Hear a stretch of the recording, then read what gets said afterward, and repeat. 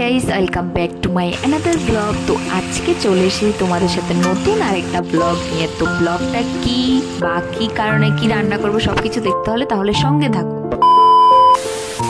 তো যেহেতু তোমাদেরকে বলেছি আমি রান্নার ভিডিও শেয়ার করবো, তো কী রান্না করবো কী নেবো সেজন্য চলে এসেছি কিছু সবজি মাছ মাংস কেনাকাটা করার জন্য।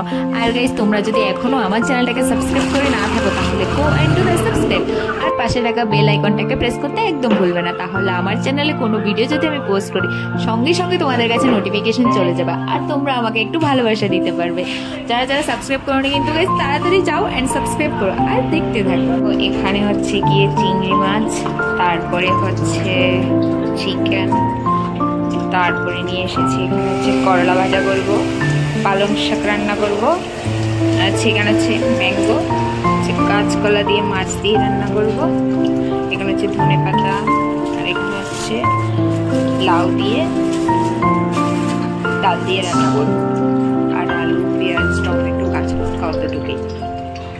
আজকে হচ্ছে রঞ্জনের বার্থডে, সুন্দর ভালো নেই সেজন্য আমি বেশি কিছু রান্না করবো না, হালকা পাতলা কিছু রান্না করবো, চিংড়ি মাছ রান্না করবো, মাংস রান্না করবো, আর একটু ডাল ভাজি অতটুকুই, কারণ যেহেতু শরীর ভালো নেই সেজন্য বেশি কিছু রান্না করতে চাই না। যা কিছু রান্না করে সব তো সব কিছু গুছিয়ে নিয়ে এখন তোড়জোড়ে নেমে পড়েছি রান্না করার জন্য।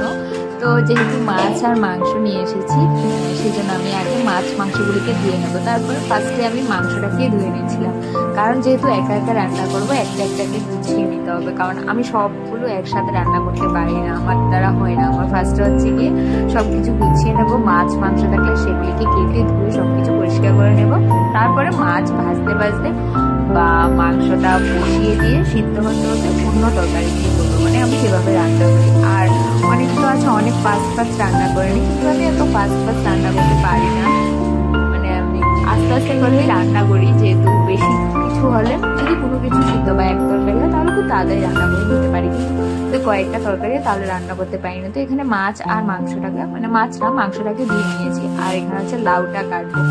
বাড়িতে তো দাও দিয়ে মানে লাউটা কেটে নেওয়া যায়, কিন্তু এখানে ছুরি দিয়ে আমাকে লাউটা কাটতে হবে। তো লাউটা ছোট্ট একটা লাউ নিয়ে এসেছিলাম, যেহেতু আমরা 3 জন ছিলাম, তো 3 জনের জন্য আর এত বড় লাউ কি করতে আনবো, আর হচ্ছে গিয়ে যেহেতু মাছ মাংস সবকিছু আছে তো লাউ আর বেশি বড়দের তখন আর কে আর খাবে, তো সেই জন্য একটা ছোট্ট একটা লাউ নিয়ে এসেছিলাম। এই লাউটাকেও কাটতে না আমার কি কষ্ট হচ্ছিল, তারপরে এটাকে আমি আস্তে আস্তে করে পুরো দুটো ভাগ করে নিয়েছি, দুটো ভাগ করে তারপরে কাটছিলাম। এই যে দেখো তোমরা নিজেরাই দেখো আমি কতটা কষ্ট, আমি এটাকে ছোলাটা মানে ছুলতে পারছিলাম না, এটাকে আস্তে আস্তে করে কাটছিলাম, যতবারে কাটতে যাচ্ছিলাম ততবারে এটা ছুঁড়ে চলে এসেছিল, সেই জন্য আমি এটাকে দেখো ছোট ছোট করে ফার্স্টে টুকরো করে নিয়েছি, তারপরে আমি এগুলিকে আস্তে আস্তে করে কেটে নিয়েছি, কেটে তারপরে ছুরি দিয়ে এগুলিকে পিস পিস করে ছোট ছোট করে কাটছিলাম। যেহেতু আমি ডাল দিয়ে লাউ দিয়ে যে বাড়িতে রান্না করে মা ধনে পাতা দিয়ে খুব টেস্টি হয়, তো কিভাবে কখন রান্না করো তখন তো আমি জানি না, দেখি না, খাওয়ার সময় শুধু খেতে যাই। তো এখানে আমি সবগুলোকে লাউগুলিকে কেটে তারপরে প্রেশার কুকারে দিয়ে সিটি মেরে দেবো, সেই হিসাবে আমি লাউগুলিকে কাটছিলাম, মানে আমি যেভাবে বেসিক্যালি ডাল রান্না করি বা হচ্ছে লাউ দিয়ে ডাল দিয়ে, যেহেতু এখন অনেক গরম, তো এখানে দেখো লাউগুলি কেটে নিয়েছি আর বাটিতে ডাল কাঁচা লঙ্কা, এখন আমি এটাকে কুকারে বসাবো, আর কুকারে এখানে রেডি কাঁচা লঙ্কা আর ডাল লাউ দিয়ে এখন এটাকে আমি নুনটা লাগিয়ে বসিয়ে দেবো। তারপরে হচ্ছে অন্য রান্না চিকেন দিয়ে রেডি করে নিয়েছি, তো এখন বানাবো হচ্ছে, আর এখানে আলু পেঁয়াজ কেটে নিয়েছি, টমেটো কাঁচা লঙ্কা আদা পেঁয়াজ এগুলিকে এখন পেস্ট করবো মাংসের জন্য।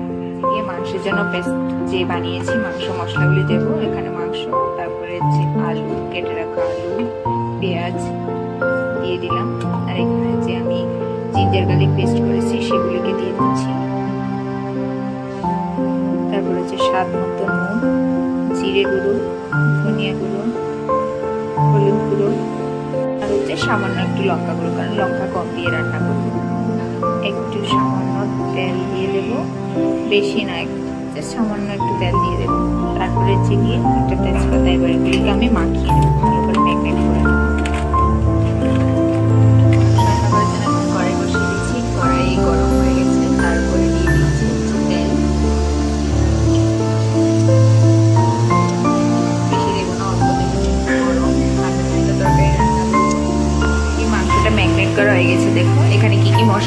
নিয়েছি নুন, লঙ্কা, হলুদ, জিরে গুঁড়ো, ধনিয়া গুঁড়ো, একটু ব্ল্যাক পেপার আর হচ্ছে পেঁয়াজ, রসুন, এই অতটুকু দিয়ে মাংসটাকে ভালোভাবে মাখিয়ে নিয়েছি। দেখো ফোড়ন দেবো, ফোড়নে হচ্ছে দেখো তেজপাতা, লঙ্কা আর হচ্ছে জিরে।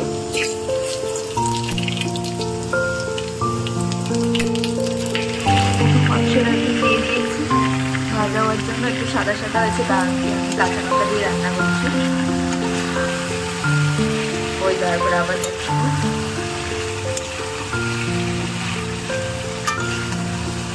এখন একটু নাড়াচাড়া করে ঢাকনাটা দিয়ে দেবো যাতে মাংসটা একটু সিদ্ধ হয়ে যায়। এখন হচ্ছে চিংড়ি মাছগুলিকে ধুয়ে পরিষ্কার করে নেব। দেখো কত বড় বড় সাইজের চিংড়ি মাছগুলো। চিংড়ি মাছের চচ্চড়ি করবো এগুলিকে দিয়ে। দেখো কত সুন্দর লাগছে, কত বড় বড়। এখন এগুলিকে আমি ধুয়ে পরিষ্কার করে তারপরে রেসিপিটা তোমাদের সাথে শেয়ার করছি। ধুয়ে পরিষ্কার করে রেডি করে নিয়েছি চিংড়ি মাছগুলি। হলুদ মাখিয়ে নেব।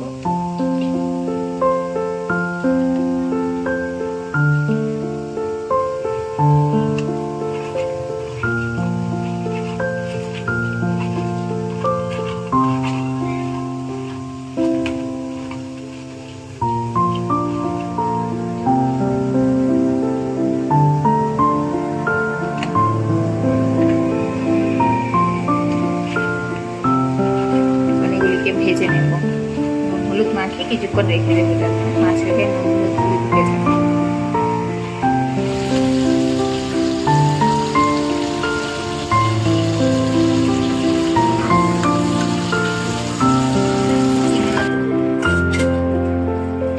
চিংড়ি মাছ ভাজি, মাছ ভাজি আর এখানে শাক কেটে নিয়েছি। এখানে কলা দিয়ে মাছ দিয়ে রান্না করবো, সেজন্য আলু কলা সিদ্ধ বসিয়েছি। আর এই যে মাছটা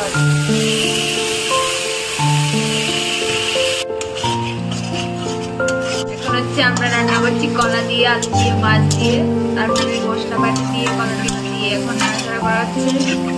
ভাজা ভাজা হয়ে গেলে তারপরে জল দিয়ে দেবো।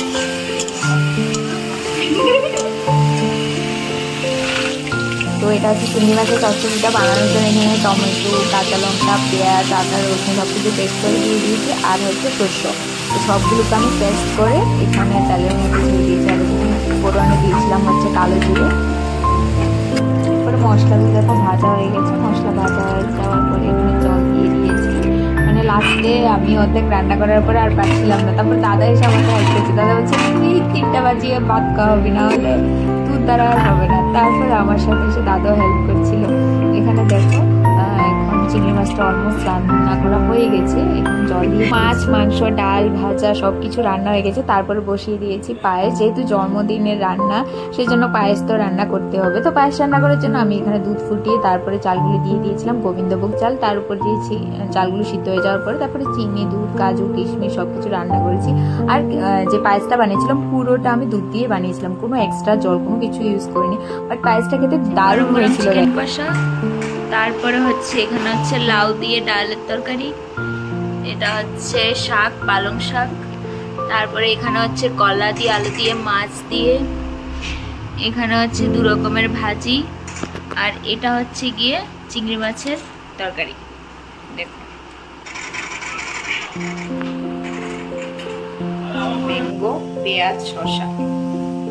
তো যেহেতু জন্মদিন উপলক্ষে রান্না করলাম এত সুন্দর করে, তো সেই জন্য সবগুলোকে ভালোভাবে সুন্দর করে ডেকোরেশন করে দিয়েছি। বার্থডে বয় তো আর তর্স হয়েছিল না যে কখন খাবে। বার্থডে বলছে আজকে 14-15 দিন ধরে আমি ভেজ খেয়ে আছি, কারণ বার্থডে বয় অসুস্থ, সেই জন্য বলছে যে আজকে 14-15 দিন পরে আমি মানে নন ভেজ খাবো। সেই জন্য আর আমার তর্স হয়েছে না কখন খাবো কখন খাবো। তারপরে আমরা এখানে কেক টেক কাটিং করে সবকিছু ফটোশুট সবকিছু করে তারপরে আর কি করবো, তারপরে আমরা সবাই মিলে খাবার দাবার স্টার্ট করে দিয়েছি। যেহেতু রান্না করতে করতে লেট হয়ে গেছিল, 3টা বেজে গেছিল।